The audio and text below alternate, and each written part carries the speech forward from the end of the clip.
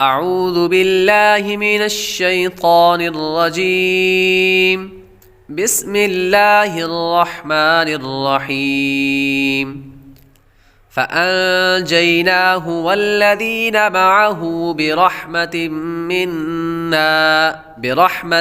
منا وقطعنا دابر الذين كذبوا بآياتنا وما كانوا مؤمنين۔ ترجمہ کنز ایمان۔ تو ہم نے اسے اور اس کے ساتھ والوں کو اپنی ایک بڑی رحمت فرما کر نجات دی، اور جو ہماری آیتیں جھٹلاتے تھے ان کی جڑ کاٹ دی، اور وہ ایمان والے نہ تھے۔ اس آیت میں قوم عاد پر نازل ہونے والے عذاب کا ذکر ہے۔ اس کا مختصر واقعہ یہ ہے کہ قوم عاد احقاف میں رہتی تھی۔ احقاف عمان اور حضر موت کے درمیان علاقہ یمن میں ایک ریگستان ہے۔ قوم عاد نے زمین کو فسق سے بھر دیا تھا۔ یہ لوگ بت پرست تھے۔ ان کے ایک بت کا نام سودا اور ایک کا سمود اور ایک کا ہوا تھا۔ اللہ تعالیٰ نے ان میں حضرت ہود علیہ السلام کو مبعوث فرمایا۔ آپ نے انہیں توحید کا حکم دیا، شرک و بت پرستی اور ظلم و جفاکاری کی ممانعت کی، لیکن وہ لوگ نہ مانے اور آپ کی تکذیب کرنے لگے اور کہنے لگے ہم سے زیادہ زور آور کون ہے۔ ان میں سے صرف چند آدمی حضرت ہود علیہ السلام پر ایمان لائے، جو بہت تھوڑے تھے، اور وہ بھی مجبوراً اپنا ایمان چھپائے رکھتے تھے۔ ان مؤمنین میں سے ایک شخص کا نام مرثد بن سعد تھا۔ وہ اپنا ایمان مخفی رکھتے تھے۔ جب قوم نے سرکشی کی اور اپنے نبی حضرت ہود علیہ السلام کی تکذیب کی اور زمین میں فساد کیا اور ستم گاریوں میں زیادتی کی اور بڑی بڑی مضبوط عمارتیں بنائیں، تو اللہ تعالیٰ نے ان پر بارش روک دی۔ 3 سال بارش نہ ہوئی۔ اب وہ بہت مصیبت میں مبتلا ہوئے، اور اس زمانے میں دستور یہ تھا کہ جب کوئی بلا یا مصیبت نازل ہوتی تھی تو لوگ بیت الحرام میں حاضر ہو کر اللہ تعالیٰ سے اس مصیبت کو دور کرنے کی دعا کرتے تھے۔ اس لیے ان لوگوں نے ایک وفد بیت اللہ کو روانہ کیا۔ اس وفد میں 3 آدمی تھے، جن میں مرثد بن سعد بھی تھے۔ یہ وہی صاحب ہیں جو حضرت ہود علیہ السلام پر ایمان لائے تھے اور اپنا ایمان مخفی رکھتے تھے۔ اس زمانے میں مکہ مکرمہ میں عمالق کی سکونت تھی، اور ان لوگوں کا سردار معاویہ بن بکر تھا۔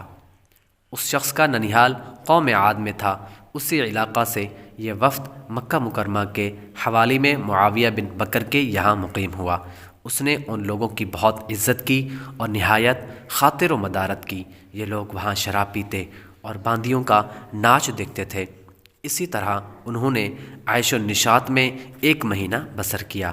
معاویہ کو خیال آیا کہ یہ لوگ تو راحت میں پڑ گئے اور قوم کی مصیبت کو بھول گئے جو وہاں گرفتار بلا ہے، مگر معاویہ بن بکر کو یہ خیال بھی تھا کہ اگر وہ ان لوگوں سے کچھ کہے تو شاید وہ یہ خیال کرے کہ اب اس کو میزبانی گراں گزرنے لگی ہے۔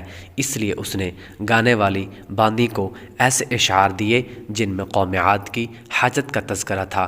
جب باندی نے وہ نظم گائی تو ان لوگوں کو یاد آیا کہ ہم اس قوم کی مصیبت کی فریاد کرنے کے لیے مکہ مکرمہ بھیجے گئے ہیں۔ اب انہیں خیال ہوا کہ حرم شریف میں داخل ہو کر قوم کے لیے پانی برسنے کی دعا کرے۔ اس وقت مرثد بن سعد نے کہا اللہ عز و جل کی قسم تمہاری دعا سے پانی نہ برسے گا، البتہ اگر تم اپنے نبی کی اطاعت کرو اور اللہ تعالیٰ سے توبہ کرو تو بارش ہوگی۔ اس وقت مرثد نے اپنے اسلام کا اظہار کر دیا۔ ان لوگوں نے مرثد کو چھوڑ دیا اور خود مکہ مکرمہ جا کر دعا کی۔ اللہ تعالیٰ نے 3 قسم کے بادل بھیجے، ایک سفید، ایک سرخ اور ایک سیاہ۔ اس کے ساتھ آسمان سے ندا ہوئی کہ اے قیل اپنے لیے اور اپنی قوم کے لیے ان میں سے ایک بادل اختیار کر۔ اس نے اس خیال سے سیاہ بادل کو اختیار کیا کہ اس سے بہت پانی برسے گا۔ چنانچہ وہ بادل قوم عاد کی طرف چلا اور وہ لوگ اس کو دیکھ کر بہت خوش ہوئے، مگر اس سے ایک ہوا چلی جو اس شدت کی تھی کہ اونٹوں اور آدمیوں کو اڑا اڑا کر کہیں سے کہیں لے جاتی تھی۔ یہ دیکھ کر وہ لوگ گھروں میں داخل ہوئے اور اپنے دروازے بند کر لیے، مگر ہوا کی تیزی سے بچ نہ سکے۔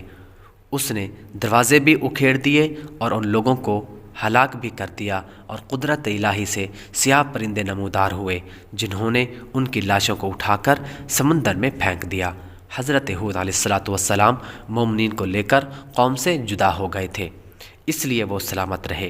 قوم کے ہلاک ہونے کے بعد وہ ایمانداروں کو ساتھ لے کر مکہ مکرمہ تشریف لائے اور آخر عمر شریف تک وہیں اللہ تعالیٰ کی عبادت کرتے رہے۔